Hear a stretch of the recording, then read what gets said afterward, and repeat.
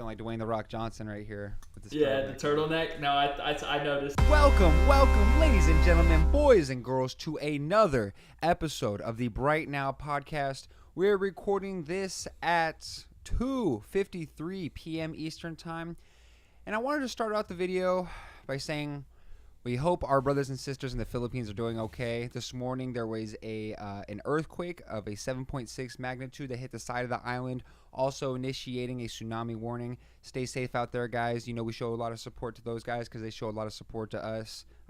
Shout out to them. But back onto basketball. My name's Dash, and I'm the Tom Chambers to my Dan Marley, my co-host, the Trail 3 God, TJ. How are you doing on this fine Saturday afternoon, brother?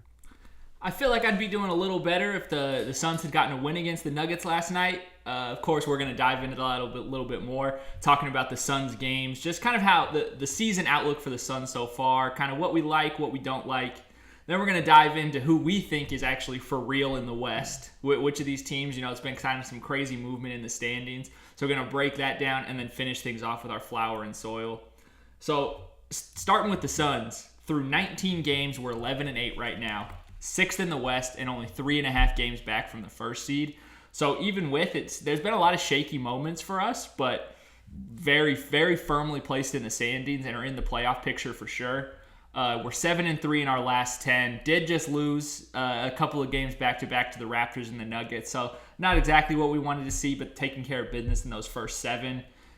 The one tough part, you know, with the college football playoff coming up, all the talk about how they decide who those 4 teams are going to be, and a lot of the times it comes down to what resume wins you have. So what wins do you have against top opponents? And to tell the truth, it doesn't seem like the Suns really have one of those at this point. If you look at it, our best win is either that game against the Knicks with the Booker game winner, or the Timberwolves game, but as we all know, that was on a back-to-back after Rudy Gobert just got choked out by Draymond, so I don't know exactly how real that is. So just wanted to hear your thoughts on kind of who the Suns have beaten so far, your thoughts on their top wins. Just what are you feeling about right now? To address the first point, I do think you're right. Legacy wins are important, and we'll go ahead and take our W with the Knicks regardless of what injuries we were lingering with KD with his foot soreness out, or you know, just how you said with the Minnesota Timberwolves, we had our guys all the way in and we took care of business. But as we've said multiple times throughout the season, good teams take care of business. The Raptors loss was kind of an iffy one just with Booker rolling his ankle. I know he came back in the game and everything, but it just wasn't the same totally. But just reiterating that point, good teams beat bad teams, and that's what we're going to need to do to continue to, you know, have that upper seeding at the moment. If I'm not mistaken, I believe we're at the 5 or 6 seed at the moment. 6 right now. 6 seed, but you know, things are always changing in the Western Conference, and we'll get into that a little down the episode. But man, doesn't the NBA move fast? I mean, the energy is still up, as you said, with the Suns. You know, we did just have that 7-game win streak, but having Booker out is going to be painful again. But according to all measures that I've read, Booker will be back for that in-season tournament game against the Lakers. How are you feeling? Are you feeling a little excited for this in-season? Are you okay with Booker sitting out, especially going against, you know, Memphis today? Yeah, I think, you know, missing the game against Memphis is not going to be a problem. You know, we need him to get right more than we need him to, you know, just play every single game, right? We're playing for the end of the season, not right now. But definitely hear you that we're basically at the quarter way mark of the season. So where we are sitting in the standings does feel pretty positive. I just really want to get a win against the Lakers in the in-season tournament. I think that would be a pretty good statement win, especially with them the last times we've played them, then getting the better of us, them going 4-0 in group play. The Lakers have their own slew of troubles going on right now as well, so I think it's very possible for us to get that win. But I think, you know, their size is going to be kind of difficult. I know last night against the Nuggets, which does end up coming down to the wire, and it does feel like the refs did have some input on how that game ended. Just calling fouls both ways in that last 4 minutes, that just is really a poor viewing experience at the end of the day. But we see Nurkic, quote-unquote, holds Nikola Jokic to 21 points and 5 rebounds. He did have 16 assists, but nobody's going to totally stop that guy. But if he's going to have 5 rebounds and 21 points, I'll take our chances in that game anytime. KD, I mean, even if KD just has a normal shooting game from him, he was 8 for 25 from the field, 0 for 10 in the second half. If he just shoots decent, then the Suns probably get away with that win. So how did you feel about that Nuggets performance, how our size matched up against them, and how you kind of see that matchup going forward? To be completely honest, I think just like you said is right. If KD has a regular shooting night, we'll be okay. I mean, the man ended with 22. Ended with 22 going in the first half, and I think he ended up with 30. And they were all on free throws, 0 field goal makes in that second half, which, it's going to happen at points. Usually when it's stuck in a mode like that, Devin Booker's here to save the day, or you would hope so. I mean, we've only had projections of what Bradley Beal could possibly do, it seems, at this point. But man, I mean, to answer your question, I kind of loved what I saw from our role guys. You mentioned Nurkic, a guy who at one point Nikola Jokic was coming off the bench for in those early Nuggets days, and it really just felt like a big brother moment. It was kind of nice. You're probably not going to see that again, maybe ever, but Nurkic did get the best of him at this night, in my opinion, even with that 16 assists, really just going at him. There was that one, I don't know how you felt about it, that one offensive foul call. Do you remember when Jokic shoved Nurkic in the back, and then Nurkic came and hit him with one, and Jokic had fell? Wasn't a big fan of that, but no. Speaking of fouls, just as you were talking about, a lot of Suns fans we've seen on the timeline are complaining about the spinning offensive foul with the elbow, and I know we talked about it on the call before, but in 2023 NBA, that's going to be a flagrant foul. I mean, just flat out, plain and simple, hit him above. Yeah. They said unnatural basketball move, which I didn't love that explanation. I do think that is natural, but just hitting somebody recklessly at the top, I understand where they're coming from. How did you feel about it? Were you mad? Yeah, it seems I wasn't totally mad about the call in terms of what the decision that the refs made in the moment. I don't like that as a call that just gets made all the time in the NBA, where if it is that incidental contact to the head, you're going to get the flagrant now. The part that I don't think helped Nurkic either is that after he swiped him with the elbow, there was kind of a follow-through that kind of probably made it look a little bit more aggressive and on purpose, or more flagrant than it maybe would have been had he made contact and kind of held up and stopped. So I don't think that helps the case. Obviously, you don't like that coming into the factor and basically deciding the game. If Nurkic, if it's just an offensive foul and they get the possession, maybe we can get a stop, but just getting the 2 free throws on the ball kind of hamstrings you a little bit. And, like you said, I just don't like the Suns fans freaking out about how the refs have been so against us. I mean, we won the free throw margin against the Nuggets. We shot 26 free throws. They shot 12. That's a clear discrepancy in our favor. It was even worse against that in the Warriors. And I know we had the whole Scott Foster CP3 thing go down as well, but we won the free throw margin there 52-29, which is just kind of ridiculous. So I think that I'm not a fan of ever blaming the refs for a loss, because in every game there's moments where the players can take control and get stuff done.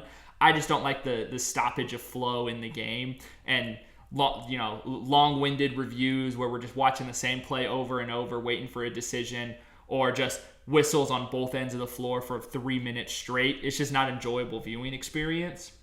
But the refs have probably helped us more than they've hurt us this year. I agree, and a guy who's taken advantage of that, I wanted to hear your thoughts, was Grayson Allen. I mean, we've seen him multiple times throughout this year just attacking at the rim, regardless if he knows he's going to get blocked. But at the end of the day, even with guys who are, he stands no match against, sometimes he's getting to the line regardless. And I've liked a lot from what I've seen. Definitely think that, we could see some lineups with him starting, even with our entire 3 healthy. We'll have to see, But have you enjoyed the Grayson Allen minutes? Oh, yeah. I mean, the Grayson experience has been fantastic for me, especially as a guy. I was never a fan of his before, all the dirty plays and stuff. We all know it. But the aggressiveness is always going to be appreciated, especially when we are a team that can get settled into jump shots a lot, where we're just going to take the contested 2 or something like that. So when you do have a guy that's going to drive almost recklessly to the rim, that definitely helps. We've seen that a lot with Nasir Little and his minutes uptick lately. He's coming in and ready to be aggressive, which is something that we need, and it definitely gives us an extra edge, extra wrinkle to help us win games. Exactly, and 2 other things that I wanted to mention. Well, 2 guys. With Josh Okogie, you've seen a lot of great things from him, even in our 2 losses with the Raptors. Multiple loose balls that he's going after. That's just winning plays. Didn't exactly result in a W in the win-loss column, but those are plays that we're going to need down the stretch. And Keita Bates-Diop definitely, I'm I'm personally going to say I'll take Okogie over. They definitely play a similar role, but I do think that Frank Vogel does recognize that it's a matchup thing. You know, KBD is a little bit bigger, a bigger version, maybe a little less talented than Okogie, but, you know, definitely able to hold his. Are you a fan of those two as well? Think that they're going to be integral pieces down the line? I 100% think Josh Okogie will be. I think he is our soil guy. I think when Beal's back, I really think he should be our fifth starter. I think he's the best wing defender on our team, the best hustle guy on our team. It seems like for long stretches he'll be the only guy to like make a meaningful cut to get open. Yes. So Keita Bates-Diop, I've soured on him a little bit as the season's gone on, right? He has a tendency to play kind of soft, play a little out of control, not totally be aware, especially on the defensive end. Like you'll see him get back cut, miss box outs, allow offensive rebounds and stuff. I've really liked seeing Chimezie Metu the last few games when his minutes have started to tick up. It started with that Eubanks injury where we needed the extra size, but then now he's still getting some spot minutes here. So I could even see Frank Vogel kind of turning away from Bates-Diop and going over to Metu a little bit more. But as we see the lineups kind of shrink down as we get to the potentially in the in-season tournament and definitely in the playoffs, I think Okogie has to be a part of it, and Keita Bates-Diop might be getting spot minutes depending on matchups. So through these 19 games as we've been talking about, here are just some numbers that I think matter as far as what the Suns are going to project to be this year. The first one jumping out, we touched on this a little bit earlier about Booker, but we're 8-2 in games that he's played and 3-6 without. He's averaging 27 points and 8.5 assists. With him in games, we're scoring 120 points a game. Without, we're scoring only 111. So it does seem like the offense flows so much better when he's on the court running the point. He can get to it. He could score a bucket whenever he wants, but his first instinct does seem to be to look to get his teammates involved. So been loving the point book experience. Is there anything you have to... Can I remind you, real quick, that average is also hella down in terms of that after that Raptors game where he hurt his ankle. I mean, if we're looking at the stats right before that game, the man was averaging almost 30 points. So, you know, I believe he finished up with like 8 or 10 at the end of that Raptors game. We got to credit that in there. I mean, injuries are part of the game, but man, the stats are misleading. The eye test is there, though. Absolutely. And so now one of the maybe not a bad sign for what things are to come, but just something that shows that we really haven't had all of our guys together that much. Our most played lineup is Kevin Durant, Eric Gordon, Grayson Allen, Josh Okogie, and Nurkic. They've only logged 74 minutes together this season, which would rank 42nd out of all lineups. Our next most played lineup is just Booker in for Okogie with that first group, and they're ranking 46 with only 69 minutes. So we just haven't seen our guys together. Obviously haven't seen the monster trio together yet. So that's one thing to look out for as we start getting more reps. Hopefully the turnovers start coming down once we get a little bit chemistry more built up and we have Booker in the lineup more consistently. Yeah, so that's one thing that's been concerning.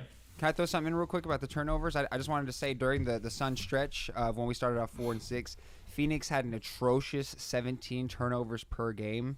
But during the 7-game win streak or during that time when Booker's came back, we've only averaged a smooth 12.5, and that is just a ton of points that are going to be left off the board in terms of the other team. And I just think 1 + 1 = 2. Less turnovers, more wins. No, absolutely. I mean, when the season started, we kind of put ourselves in a bad spot from the start, where our turnover percentage, we were like second worst in the league. We've now dropped down. We're 23rd in the league overall in turnover percentage. So seeing like great improvement there, just like you said. The next thing I want to touch on is just the Suns' defensive numbers. It does seem like we do lack a true rim protector, as everybody knows. We are first in the league in blocks per game, but we're kind of doing that by committee with a couple of guys averaging 1, a few 0.9, a lot of 0.5s in there as well. So we have the 6th worst field goal percentage allowed within 5 feet, which is definitely worrisome that we're allowing opponents to shoot 65%. But the weird thing that jumped out to me is that the rest of the defense from those like different distances is actually incredibly good.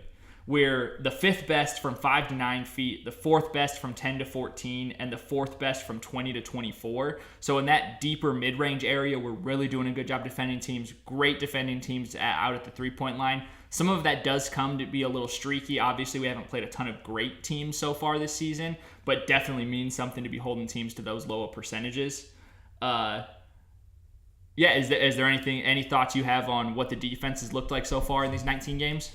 I mean, I like the numbers. The eye test would kind of support that in terms of even this last Denver game. I mean, guys were flying around the court, and it almost kind of hurts us sometimes at games. I wonder if guys are as conditioned as they need to be, or if this is just kind of the necessary evil that comes with the type of rotations that we're going with. A lot of guys are looking dog-tired at the end of games, but it's because of the whole time they're just scrappy as hell.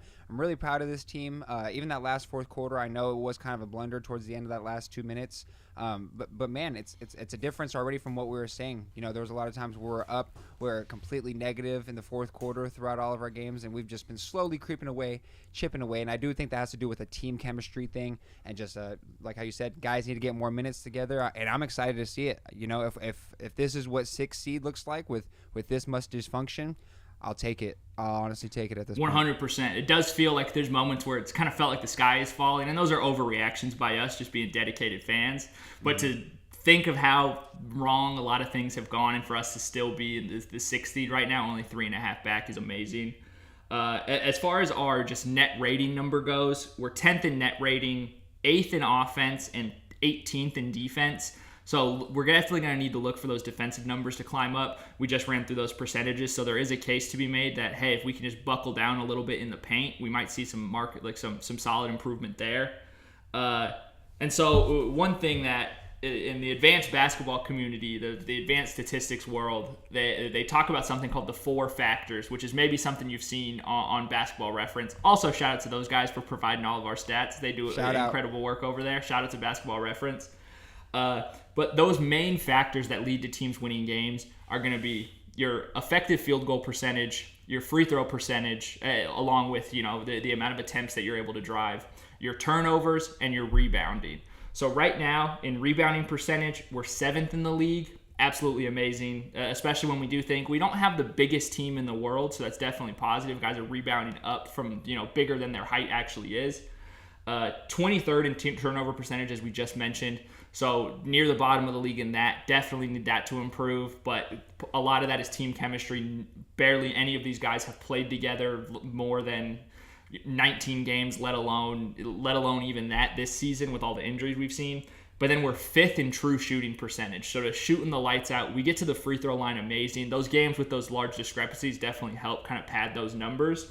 But definitely exciting there. So in those main factors that impact winning, overall we're doing good, and the only place where we're not, we are having a noticeable improvement. Yeah, that's beautifully said. I'm sure a lot of the fucking nerds out there will appreciate that, but me being just a vibes guy, definitely like the vibe that I'm seeing from this Phoenix Suns team right here. All jokes aside. And to wrap things up, I do want to see, because as we mentioned before with the in-season tournament, the lineups might get cut down to 7, 8, and maybe 9 guys depending on matchups.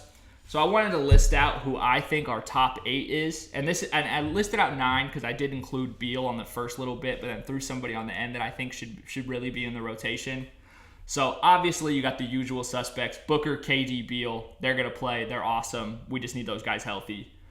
Up next, I got Nurkic, Okogie, Gordon, and Grayson. Those guys seem pretty non-negotiable. Those guys are going to be playing.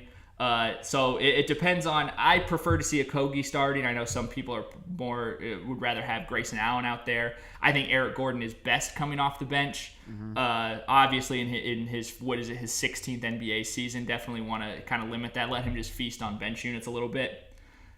Now here's where it gets a little tricky. I do think we have to have Drew Eubanks in there as well. We just need the backup center to eat some of those minutes in the middle. And then finally, depending on Beal, so that would be 8 right there, including Beal.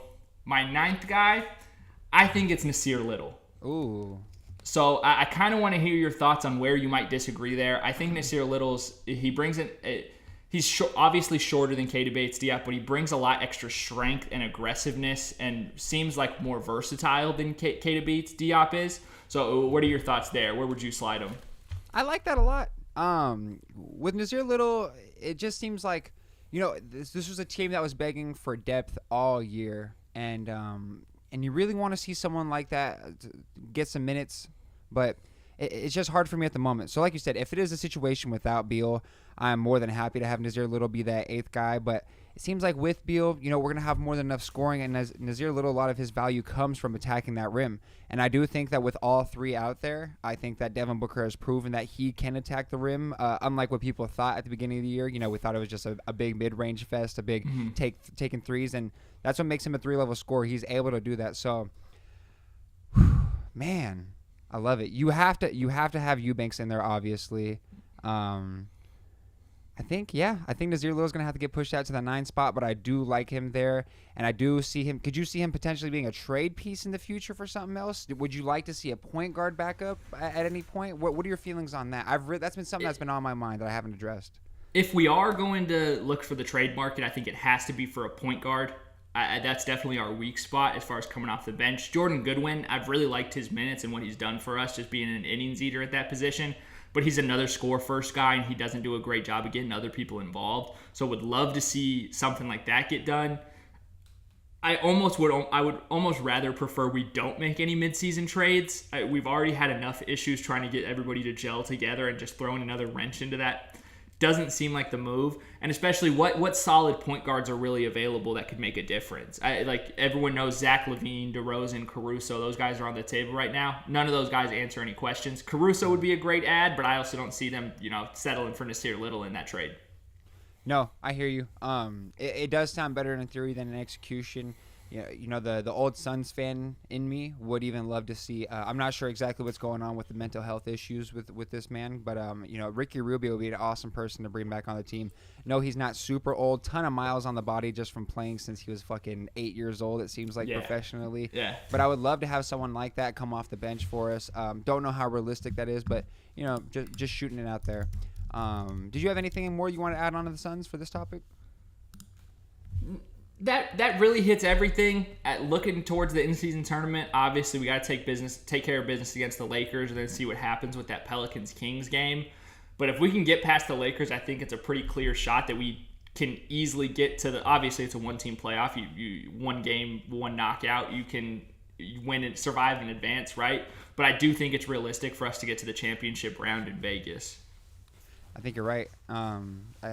I would just love to see us get it. I would just love to see us get there. I mean, I was really hoping that we would get to see the Nuggets, as crazy as that sounds, but I would like to see a high stakes game, because we've seen before, if it's a one game thing, Devin Booker and Kevin Durant can really win you a game by themselves against the Denver Nuggets specifically.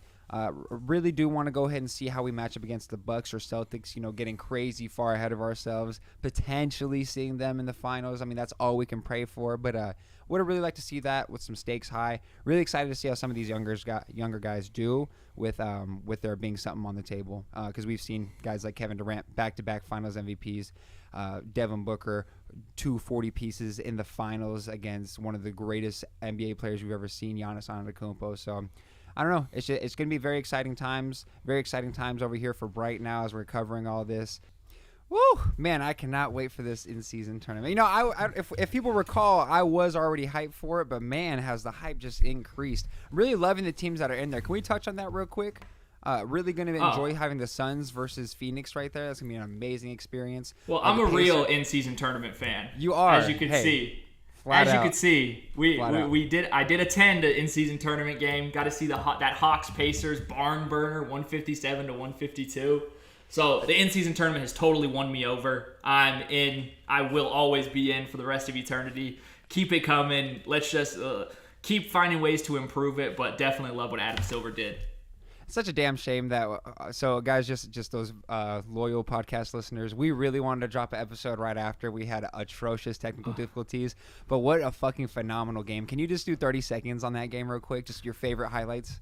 I know people are saying that there was no defense played, and to an extent, yeah, it was super fast paced. People were taking shots early into the shot clock, but both teams shot 60% from the field. I think it was the first time ever where two teams scored 150 plus and had a true shooting percentage of 70% each. So it was just incredible shot making. Obi Toppin threw down some of the craziest dunks I've ever seen, and one that he missed that would have been far and beyond the greatest dunk I'd ever seen, especially live. So Tons of fun. Halliburton hitting deep threes and then coming back, skipping down the court, letting his arms all dangle. That was crazy. Trae Young and DeJounte Murray, Bogdanovich going off. Just an amazing experience. Me and my dad had the best time ever. One of the best sporting events I've ever been to. So say what you want about the defense. It was a great time, great viewing experience. That's beautiful. Well, we'll wrap up. That's going to be our Suns/Pacers Hawks little section that we had right there. Coming up next, we're going to be talking about the Wild Wild West and seeing who are the true contenders. Is there anybody that's unfuckwithable? Are the Suns unfuckwithable? Coming up next. Some dude had one of Santa taking a dump in a chimney. And we're back. We're here talking about the Wild Wild West. I'm not going to BS you guys. We're starting out right from Jump Street. I wanted to go down the line for the Western Conference from first seed all the way down, but there's one team that's clearly the best, and that's going to be the Denver Nuggets. I'll continue to beat the dead horse if need be. The Nuggets are borderline unfuckwithable, and we're going to need a team that has 3 healthy superstars in order to compete in a 7-game series. Jamal Murray is still a top 8 guard in this league. Let's not forget how important his presence to winning a basketball game can be, and he wasn't even out there last night. I'm aware we didn't have a full healthy cast. No Aaron Gordon either. No Aaron Gordon. And he was essential in terms of defense and, just catching lobs on that short roll. Just a very, very tough team to beat. Jason Tim from The Volume said that this was one of the best offensive lineups we've ever seen.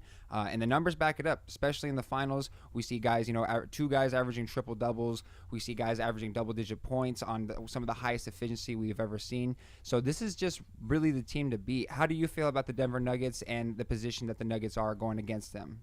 Yeah, well, like Brian Scalabrine said, I think a couple of weeks ago, maybe a week ago, that the gap between Jokic and the second best player is as big as it was when LeBron was on the Heat, and we remember how that felt, which is very impressive. I might give the edge to LeBron there a little bit because of the defensive impact. Obviously, we know he finished second in Defensive Player of the Year one of the years. But yeah, Jokic the Joker is averaging 28.6 points, 12.7 rebounds, 9.6 assists. He would be the first player since Oscar Robertson when he was 23 years old to do that. So, and that's even bringing it down to just 28, 12, and 9. Like, we're not cherry picking these stats. That stat line hasn't been done since Oscar Robertson. So it's just absolutely a rarefied air that he is in. He's already one of the greatest. And yeah, everything in the West goes through them. Probably everything in the league does as well. Damn it, Westbrook, you made triple-doubles seem not cool anymore. This is fucking insane. That's how good these guys are. Next up, we have the Minnesota Timberwolves, who are currently the first seed in the West on a 4-game winning streak at the moment. And here's my hot take. Call me crazy, but I'm not scared of this team as a Suns fan. I think they're too young, not enough real deal playoff experience to just beat down on a veteran-heavy Phoenix team. I'm personally a huge Anthony Edwards guy, as is TJ. But we've seen that there's clearly levels to this. I was a little too early on this take last year. I got clowned, just a heads up, I got clowned last year for even considering the Timberwolves to be a top 3 seeded team in the West last year. But, it's finally paying off. Rudy Gobert has stepped it up tremendously this year. It seems like Rudy was almost becoming underutilized, some could say. It's a little hard to navigate with Cat playing the natural 5 position his whole career, but it seems like he's kind of figuring it out and seeing where he can pick his spots, being well aware that Anthony Edwards is the guy on the squad, and that was one of the biggest questions going into the year, right? Yeah, no, definitely it was going to be we're still just so worried about that fit. I think Cat has slid in nicely into that stretch 4 role. Everyone knows it goes through Ant. The biggest thing with the Timberwolves to me, though, is the defense. The best defense in the league by defensive rating. They allow the lowest field goal percentage in the league, lowest effective field goal percentage in the league. They have length and effort everywhere, like top to bottom. When Anthony Edwards is going to be defending at a high level, everybody else needs to fall in line. And everyone can be so much more aggressive because they know they have Rudy Gobert in the back just ready to handle anything at the rim. I might think they're a little bit more for real than you do. I do think that they have a really good shot against Denver in the playoffs. They just match up with them well. Obviously, people talked about that a ton over the summer from that series last season where Jaden McDaniels and Naz Reid were both out and the Timberwolves still gave the Nuggets a run for their money. So I definitely think they're for real. if you told me that they're in the finals, I can't call you crazy at this point. Finals, they've always said defense wins championships. If somebody told me that they beat the Nuggets in a series, I wouldn't be surprised. A lot of things have to go right. Like they're not the favorite by any means, but if that defense can stay as consistent and give Jokic trouble with all their size that they can just constantly throw at him, and Anthony Edwards is able to just kind of levitate in an area that we all think that he can operate in, I think there's a path for them to beat the Nuggets in a series. So I hear you. I don't want to spend too much time on specifically the Timberwolves here, but like specifically with the Suns, say if there's the conference, the semi-conference finals in the West, and it's the Suns versus the Timberwolves, are you going to have faith in the Suns to beat this team? I mean, I personally do. Let me make my case. You know, we got Cat out here. I'm not sure how well he's going to be able to defend Kevin Durant. As much as I love Mike Conley, is he going to be stopping Devin Booker necessarily? I'm not sure. I think Yusuf Nurkic also has the size, the weight factor on Rudy Gobert to be able to box him out. One of Rudy Gobert's highest attributes is defensive rebounds and offensive rebounds, and I think we match up well there. How are you feeling? So I think I have a couple of disagreements there. I think that they would definitely put Jaden McDaniels on KD no matter what. They'll hide Cat on Josh Okogie or whoever else that fifth starter is. And Anthony Edwards is probably guarding Booker, so Conley's on Beal. I still think we can take advantage of that matchup, whoever he's guarding. So I do think the Suns would probably be favored in that series, like you said, with the veteran experience and all that goes on with it. But there's a path to the Timberwolves really causing havoc, and it would probably be a 6-7 game series if we did see them. It would just come down to how well we can shoot the ball. All right, I hear you. All right, we'll move on to the next one then. We have the Oklahoma City Thunder. Now, first off, I'll be the host to address the situation. We've not specifically talked about Josh Giddey and all the antics there here on the Bright Now podcast because we're very reluctant to talk about something so real with the facts of the matter not being, fully revealed. Just want to throw that out there. We're not some silent bobs for no reason. But on the basketball side of things, TJ, this is the team I'm kind of like scared of-ish in a way. It's weird. I understand that they're very young, but when you have one question that's, hey, we could really use a big man that can space the floor. Giddey's not the best three-point shooter in the world. Shea can shoot the ball, but not the best in the world. But we also need like a rim protector. Is Chet Holmgren not that exact build that you need for a position for a team that wants to be successful right off the bat? No, you're right. They got the guy that they definitely needed. I think the Magic and Thunder both have to just be thrilled with the selections that they made with Paolo in Orlando and then the Thunder getting Chet. I still think I'm not as worried about them, it sounds like, as you might be, because when we're talking about the Suns. I still think they're probably a year or two away from being what they can totally be. Obviously, Chet, first year actually playing. J-Dub, the local Arizona hero, he's second year, absolutely amazing, but still not totally there yet. So I think that they still have a few more years with this core as well. So I looked up how long they kind of have their core under contracts. SGA, he's locked up for 4 seasons. All of these are going to be including this first season. There's one, so he'll be a free agent in 2027.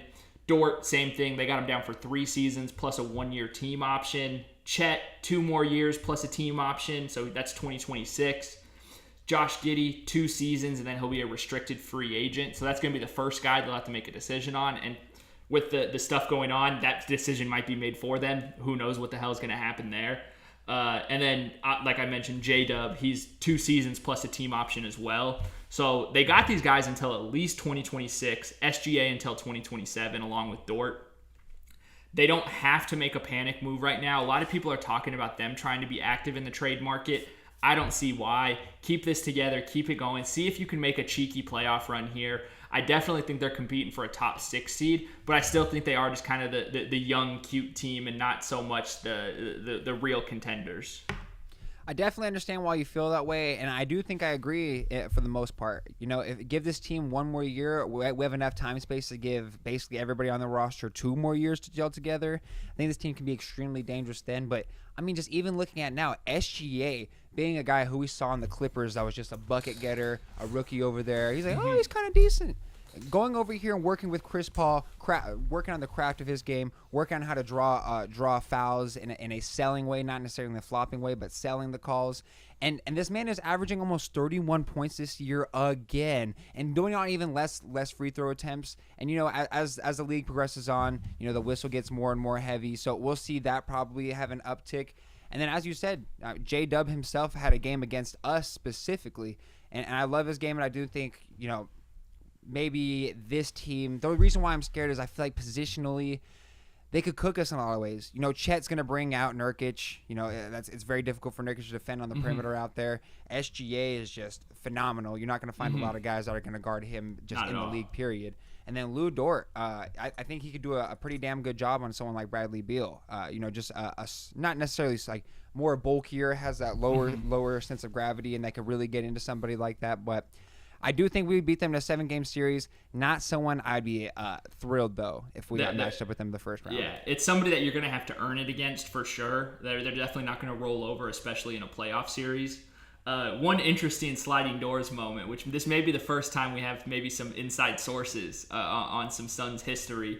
But the real reason that Ryan McDonough got pushed out from the Suns and was replaced by James Jones is apparently Ryan McDonough really wanted to draft SGA over Mikal Bridges. We all know how that the draft night trade kind of went down, and he really pushed for it. Robert Sarver really wanted Mikal Bridges for whatever reasons. Obviously, we loved Mikal on the Suns, but how different would the league look right now if we had taken SGA instead of the Clippers that year? Good God. It almost makes me think about the Tyrese Halliburton trade, but almost on steroids at this point, right? With SGA. Absolutely. Woo! Good Lord. All right, so we're going to transition that onto the next team, which is the Dallas Mavericks. And, you can't talk about the Suns and Mavericks without talking about the incident.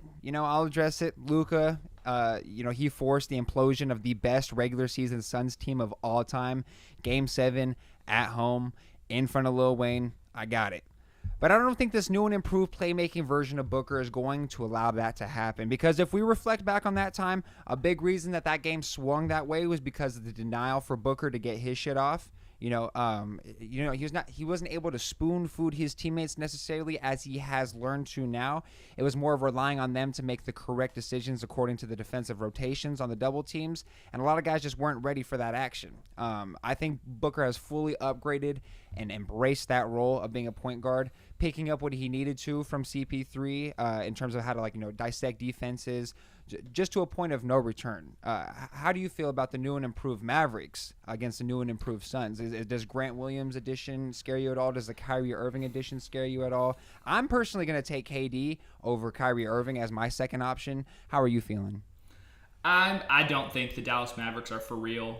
Again, they're competing for a top 6 seed for sure, but I could also see them dropping down to the play-in level. Obviously, missing the playoffs last year doesn't help their case here. But they're 17th in net rating. They're just a plus 0.5. So while their offense has been really good and efficient, their defense has been equally as bad. So that's definitely one thing to worry about. On top of that, I don't love how much they have to rely on Derek Lively at this point. Just he is a rookie. Rookie centers are notoriously not as impactful as some other guys. And Derek Lively's in their 4 most played lineups by minutes. He's in all 4 of those lineups. So they just rely on him so much to be on the court. He's not averaging the most minutes on the team, of course. That's going to be Luka, Kyrie, those guys. But I don't love how much they rely on a rookie center. So I don't think it's for real, especially with that defense. We'll see how it goes, but I don't think you can win with that heliocentric, everything revolves around Luka offense. I think we're in agreement there, so we won't spend too much time there. Going on to the next one, we have the Sacramento Kings, and my statement on this team is I'm not afraid, but I'm slightly afraid. I mean, we've seen the Suns beat teams with good guards before, but De'Aaron Fox is kind of a different animal. I haven't seen anybody in the league be able to stop De'Aaron Fox. I mean, he's getting 40 balls every other night, it seems like. And I also want to go back to the other star on the Kings. Sabonis is a lot more agile and quicker than Nurkic, but the thing that's going to, keep me grounded, I would say, is that Sabonis, a lot of his game is just going through people sometimes, using 3 to 4 crab dribbles just to absolutely assert his position. And Nurkic is one of the only guys in the league, we talked about it before, not a great rim protector, but he is 290 pounds, weighing Big more body. than almost every single person in the league. And I just want to go with, who's going to guard Kevin Durant. Harrison Barnes, I rock with you. I think it's disrespectful as fuck that 2K hasn't given you any badges in years. But Montrezl Harrell has 13. But anyways, he's not going to do anything to Kevin Durant, in my opinion. And if they want to go ahead and throw Keegan Murray there, good luck putting a sophomore on an all-time scorer like Kevin Durant. What are you thinking through this Kings matchup with the Suns? Again, I think I would take the Suns in a series against the Kings, but I do think the Kings are for real, and they're another team where, fucking sneeze got stuck. God damn it. Oh, it's going to just sit there and bug me. So the Kings against the Suns, I would definitely take the Suns in that series. Just the defensive aspects of the Kings, they're still kind of rough there, but just kind of want to sing their praises somewhat because they lead the league in passes per game with 313, and there's a pretty significant drop between them and number 2. They have the fastest average speed in the league just on just general plays, and that's just based on the player tracking data from Second Spectrum. Third highest speed on offense, the fastest speed on defense. So they're just going to be flying all over the place. That might cause some trouble for us because the Suns do play with one of the lower paces in the league at this point. But I'm taking them in a series, but I do think the Kings very well have a case to be a top 3 seed this year and can definitely win a playoff series. So let me hit you with just a thought that I had as you were talking through right there.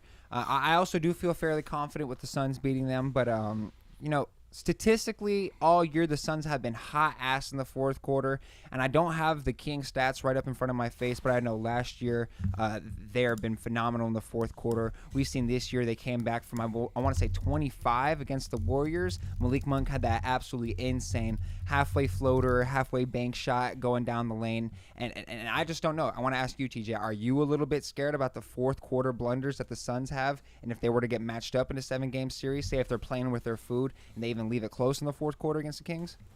Yeah, I did pull up the numbers here for the Kings' fourth quarter stats from courtesy of StatMuse.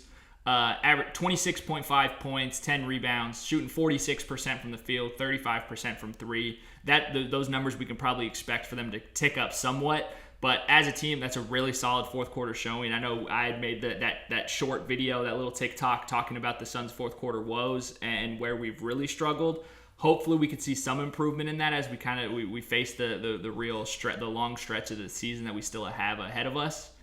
But we'll see. That definitely is a question. De'Aaron Fox, clutch player of the year last year. We know he can close. So if it does come down to Devin Booker versus De'Aaron Fox dueling in the fourth quarter, I'm going with our guy. But I wouldn't be surprised if they did take us down. Give me Iguodala. Next up, we have the Lakers right here. Now, I don't have a ton to add for the Lakers right here, TJ. Just that it's kind of weird. You aren't used to seeing a team with a healthy LeBron struggle to make it past 500 up to this point. I know it's early on in the season. Everyone has probably seen the recent graph, the inconsistencies of AD to transition to that. And let me just read out his last 10-game points total. 17 points, 32 points, 10, 26, 27, 16, 9, 19, 30, and 18. Is Anthony Davis the most inconsistent player in the league? It's almost he's almost consistent.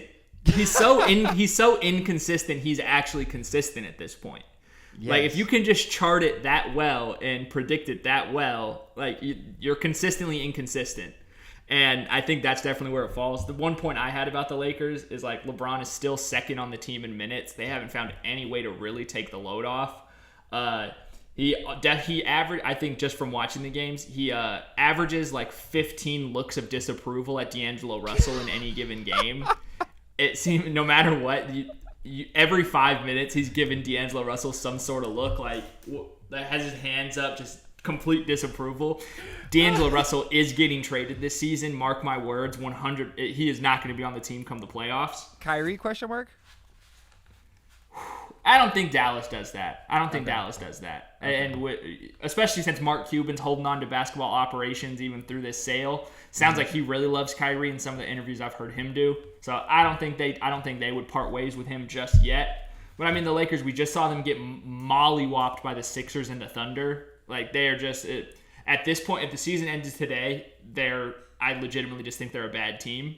Yeah. So never want to count LeBron and AD out. Just we've seen them go on these finals runs. But that finals run for them was with AD playing the 4 and having some big 7-footers like JaVale McGee and Dwight Howard next to him, which they don't really have this year. Christian Wood is not one of those guys, especially on the defensive end.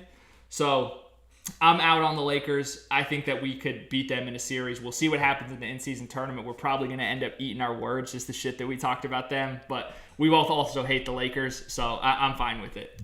Yeah, no, it's exciting on Tuesday. 2 favorite teams playing. The Phoenix Suns, obviously, and whoever's playing the Lakers. So it's going to be a great game. I can't wait. The last thing I did want to add on there, and it's kind of add on to your point with the whole Christian Wood stuff. I know it sounds crazy, but I don't know if the Cam Reddishes of the world or the Torian Princes or, like I said, the Christian Woods will be able to bring enough consistent shooting either to the playoffs. Just like how, sounds crazy, right? But Kuzma, KCP, these guys provided that consistent championship-level scoring when they needed to in that 2020 team. That was just the last point I want to add on with the Lakers. With the Pelicans, this was also a team I didn't do too much. It was short and brief. I really want to like this team. Their guys haven't played. Pieces. Exactly. Crazy amount of length, crazy amount of talent. They're deep, but they have veterans, but they can't stay healthy. I don't even want to dive into it because they haven't proved once in 5 years that their star players can stay healthy throughout a whole season. 100%. That's my point here. They have their most played lineup has only played 72 minutes together. That's 44th in the league, and it's only happened throughout 6 games as well. So just they have not had their group of guys together. I don't know if they ever will. We'll see. Zion has been a little bit more healthy this year than we've definitely seen in the past, but who knows? Like that, it could all have one possession, and he could be out for 6 months. I'm so sick and getting tired of getting blue-balled by this team. I'm glad you feel the same way on this because it was hard for me to do a deep dive. It just felt unnecessary. It's cool. Mm-hmm. Trey Murphy's back. Love me some Trey Murphy, but it's just going to be Jose Alvarado is going to have a little I loved that he tweeted out that hi, my name is Trey, and I have a basketball game tomorrow. I play point guard. I got shoe game. Woj tweeted that. Woj quoted it. He was like, I can confirm, Trey. He is coming back. God, Trey is going to be here. That's why Woj is the GOAT. Woj over Shams. Next up, we have, and this is a weird one, the Houston Rockets. The only thing I have with this team, I'm very impressed with what they've done up to this point, but I'm not going to take them seriously until they win a road game.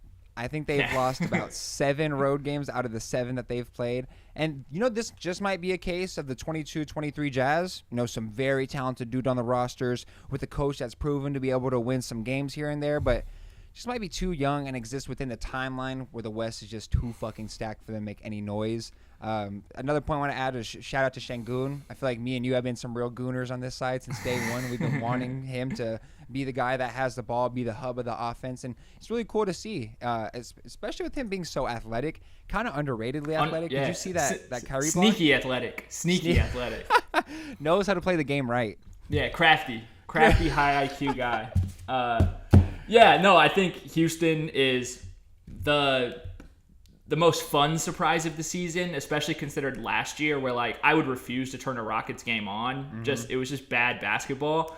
And already this year they've beat Denver twice, they've beat the Pelicans, and they beat the Kings twice. All teams above them in the standings and just above them in terms of just kind of power rankings in the West in general. So love that. I think Ime Udoka should be the coach of the year. I know a lot of the Magic coaches getting a lot of buzz for that, the way that they've improved. But the Rockets finished last season 29th in defensive rating, and right now they're 6th. Top 10 defense, baby. I know they brought some guys in, brought in some veteran leadership, kind of got Jalen Green's head screwed on right, it seems like so far. Dylan the Villain did it. I don't know how big of that jump is just absolutely phenomenal to me. So shout out to Ime Udoka. The Celtics really messed up by not firing him. I know we don't know totally what happened there, but if what the reports say are true, I think they were still tripping. You guys got to win a championship. Like, you need Ime Udoka. So shout out to him. I'm taking Ime over Sleepy Joe as well. I'll keep it a buck. Next up, we have the Golden State Warriors. And look, I don't know how you feel, TJ. It sounds like you're already voicing your opinions here, but I've seen this before. The Warriors are bad now. The dynasty is about to blow up. Yada, yada, yada. I don't think they're going to. And whether or not this is the reason that Steph Curry doesn't win another championship, I think he'd rather go ahead and find out for himself, because they have found success about 4 times doing it with this squad. You know, Clay has been playing, below expectations for a minute now, but Wiggins has been playing even lower. And this plays into my point, and I did steal this from our boy Bill. Trade machine. Let's no, fire I was it just up. gonna bring this up too, and I Fire hate it this up, trade machine. I'm all for it. Kaminga, Wiggins for Pascal Siakam near the deadline. I'm not opposed. I'm with it. I have other points about them first, but I need to address that trade because I wanted to ask you about it as well and see if you would like Siakam on the Warriors. I hate it. Siakam doesn't fit their roster. How does he even?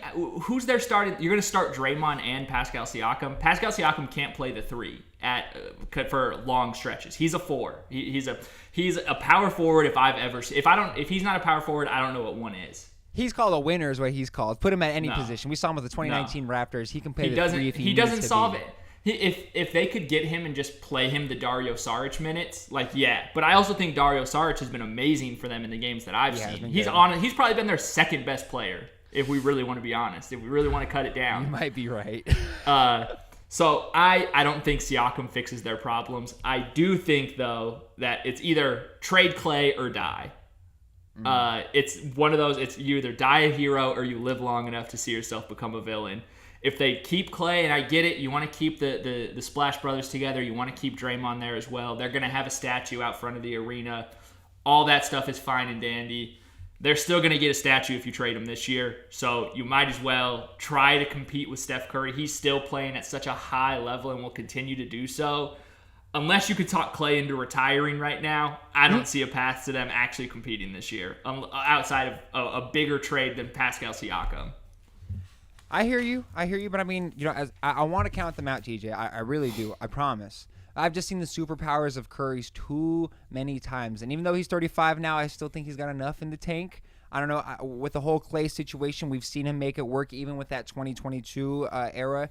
It just really confuses me that. Well, is Wiggins going to play at a high level ever again? Exactly. That's exactly what I was going to ask you. What's going on there? We still don't know the details as to why he was gone. We still don't know why he was not conditioned coming into this season. There's even been reports from valid sources with Warriors guys in the locker room questioning, hey Andrew, what the fuck were you doing this whole year? Why are you out of shape coming into the season this year? So definitely hear what you're saying. Like I said, though, you put somebody that's a winner like Pascal Siakam, I think you figure out in a system like this, but it seems that you don't agree here. How about specifically with Phoenix and that matchup? We're favoring We're kicking Phoenix, their right? ass. We're kicking their ass. And I want to take it even a step further. Even if we didn't have Beal in a first round in the worst case scenario, I still kind of like our chances of beating them under those circumstances. Where it's one of the few teams that we have more size than. Yeah. You can't say a lot. And size we have more size than them at every position. From point to point, from 1 to 5. Mm-hmm. So yeah. I think the Warriors are done. But dig up the graves, start getting them ready. We're burying this dynasty. I love it. And then we got the last one right here. I think we're going to agree. I only have 2 words for this organization, the Los Angeles Clippers, and they are unserious organization. Anything to add? They have the least passes made per game, which 100% matches the eye test. It's one pass, one-on-one. If you get the ball over half court, you're shooting. You're the guy that gets to shoot. You got it past half court. It's your turn. They sold their soul for PG and Kawhi. Gonna go down is probably a really bad trade all time, especially what we've seen from SGA on the Thunder. I'm done with them. I said that before when we made our season predictions at the start of the year. That they're not going to be healthy. I don't care if they get Harden. They got Harden, and guess what? I still don't care. Unserious organization. Well, that's going to wrap up our Wild Wild West section of the video. Coming up next, we got some quick hitters, which will be personally my favorite segment. I think it's TJ's too, which is going to be the flower and the soil. Coming up next. Send him the picture of me in the Benny the Butcher hat. Send him the picture of you and him at the concert. And we're back. And I got a very important question I need to ask TJ. TJ, what's more important, the flower or the soil that grows it? Sorry, I wasn't ready to sold, fill that in. I sold the bag. I thought you were gonna finish it. I thought you had to ask the whole question. Bro, get out of here. First time on the podcast. So I'm going to go ahead and let you start it off because I really liked your pick for flowers. I'm going with Mitchell Robinson. He is. I think most of us, if you're listening to this podcast, you're probably really tapped into the NBA and probably have already heard this story. But Mitchell Robinson, his high school coach back in Louisiana, his wife was in the hospital. Things weren't looking good. And Mitchell Robinson was flying in every day to go visit her in the hospital, go spend time with the family, and just overall just be a great guy. His coach's wife ultimately ends up passing away a few weeks ago. And Mitchell Robinson tells his coach, hey, you're coming to New York with me. I want you to move in with me. There's nothing tying you to Louisiana right now. Come spend time with me. Get your mind right. Relax. Enjoy. Kind of live the life. Say, I could support you. No worries at all. And so just, a round of applause for Mitchell Robinson. Just being a stand-up guy. That's the stuff that we love to see in the NBA. Basketball, just bringing people together. Two people that probably never would have been friends any other walk of life or if this game didn't exist. So just it's a beautiful thing, and I love to see it. No, it's beautiful, and even more importantly, he is leading the league in offensive rebound. No, I'm joking. Just no, I do think that's a beautiful story. And like you said, like there's no way those dudes, some short old white man is not going to kick it with one of the best basketball players that we've seen just in the league in terms of his position and what he provides to the team. And it's just really beautiful to see. That's why at the end of the day, this is all about enjoying basketball, right? As much as we like to hate and talk shit about things, we need to enjoy basketball as fans. Really appreciate the game. Thank you to the game. And I feel like a fucking bozo over here with my flowers. It's not very philosophical, but nonetheless, we got the foreigner, Franz Wagner for the Orlando Magic.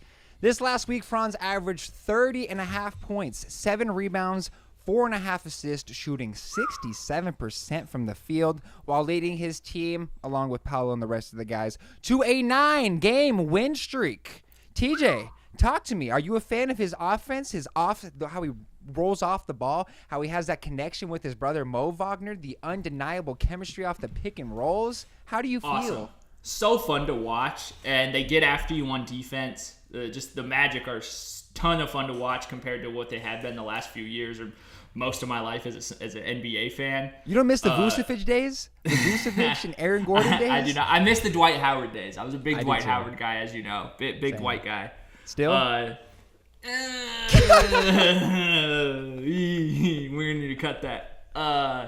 No, Franz is awesome. I do have a new bit that I do with my dad now because just a couple weeks ago he was like, hey, have you seen that Franz Wagner guy from the Magic? Blah, blah, blah. Went on a little tangent about him. So now every time I hear about him, I always say to him, oh, look at your boy. That's just being my dad now. It's, that's his boy. So Franz Wagner's my dad's guy right now officially. He's awesome. I do want to ask you, though, on a scale of 1 to 10, how pissed are the Warriors that they took Kuminga over him? Oh, man. Just think about how much Franz Wagner could bring to this team at the moment. Probably pissed. I mean, I'm not all the way off the cum bucket train. I do think that Jonathan Kuminga could do better on another team necessarily. But I do think that Franz Wagner would have been a more of immediate impact for this team and more what they're looking for. Really like his game. FIBA, I think, can show some things. And I really do think that Franz stepped it up along with Dennis Schroeder over there. And Dennis Schroeder's having himself a season at this moment in his career too. So really cool to see. Not as mad as Suns fans are about the Tyrese Halliburton over Jalen Smith pick, but definitely still kind of pissed off about it. Another thing I wanted to add about Franz is that when I was watching his film, I just wanted to do a little refresher before the pod. And this man has himself a break. I mean, this man can do a stop and go. He can do 3 stop and goes in 3 seconds. I saw him do it. Say, and then right by him at the very end. I know that's not as good an analyst as that one TikToker you sent. I'm actually going to throw it in the video because that was so ridiculous. But that TikTok that you sent me of that guy.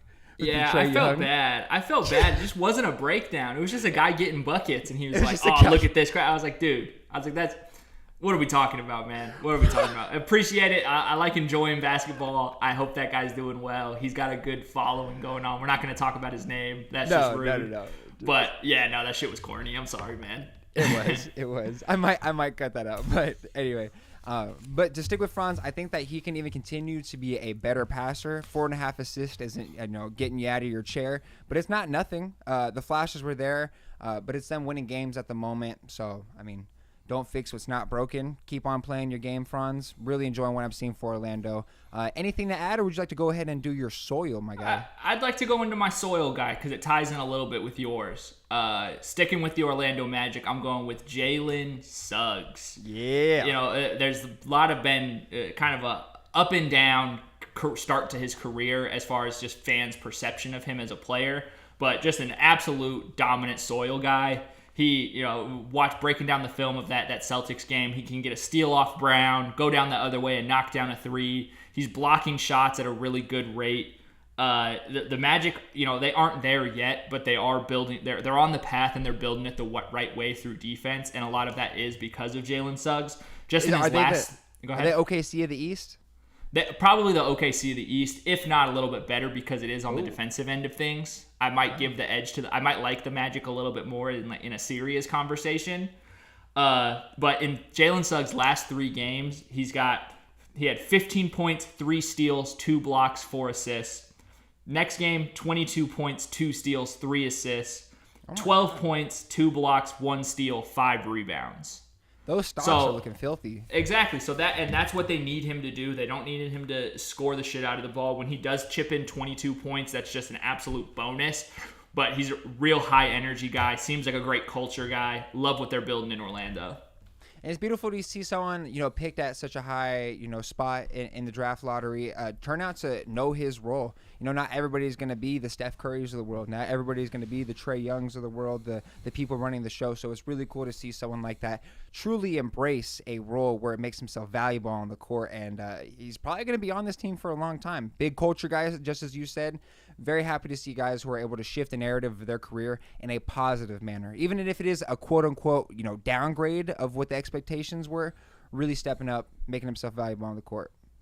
So I guess that leads me into my soil guy. And guys, I'm going there. This isn't super American of me, but I'm going with Rudy Gobert from the Minnesota Timberwolves. The Frenchman, I mean, good God. I've been known as a guy that's historically a Rudy Gobert hater, but when game sees game, I got to call it out. We see this past week, he had 15 points, 11 rebounds, 3 blocks on 61% from the field. Hot damn. And something that really stood out to me that I was just like, this has to be the guy. In the possession at the very end of the fourth quarter against the Thunder, Rudy had stunted and helped on about 5 different attempts to get to the basket, and then got a finger on the last shot of the game, and on a corner 3 where they were down, when they were up 3. He just sewed up the game, and from that moment, I had to put the French guy here.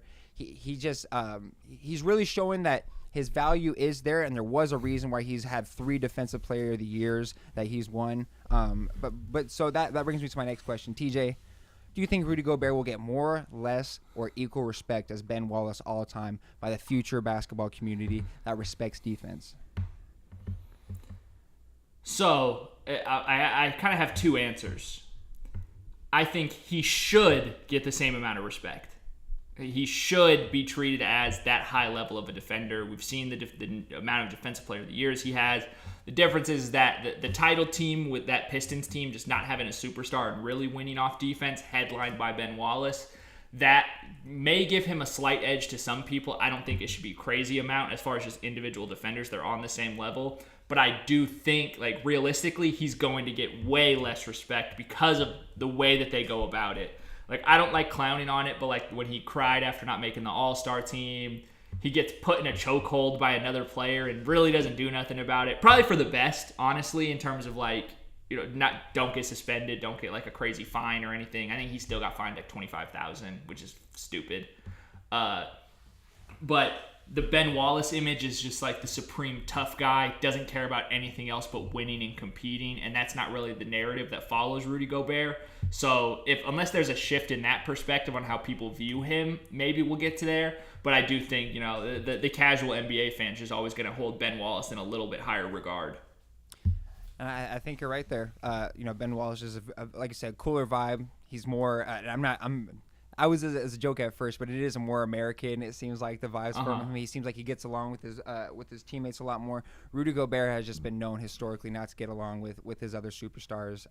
From Donovan Mitchell to we had issues with Kyle Anderson. Seems like they're good now, but it just always seems like he's kind of the loner, the odd one out, not kind of awkward, not understanding the jokes, but he is fucking good at basketball, and I think that his value is coming into light with the T-Wolves being at the number 1 seed.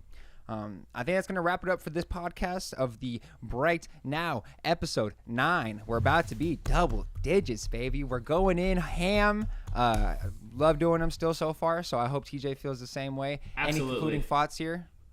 No, I just again, want to send our prayers out to the folks out in the Philippines dealing with that. Hopefully everything, you keep your family safe, get in touch with your loved ones if you need to, but just, in-season tournament coming up, baby. Let's see if we can get it done. Exciting times. Well, thank you so much for listening, ladies and gentlemen, boys and girls, and as always, have a phenomenal rest of your day.